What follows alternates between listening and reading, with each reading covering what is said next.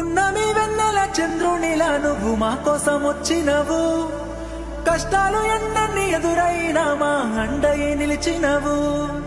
వేవేల కలలన్నీ నెరవేర్చి నువ్వు రాష్ట్రాన్ని తెచ్చినవు. బంగారు తెలంగాణగా వచ్చే పనులెన్నో చేసినవు.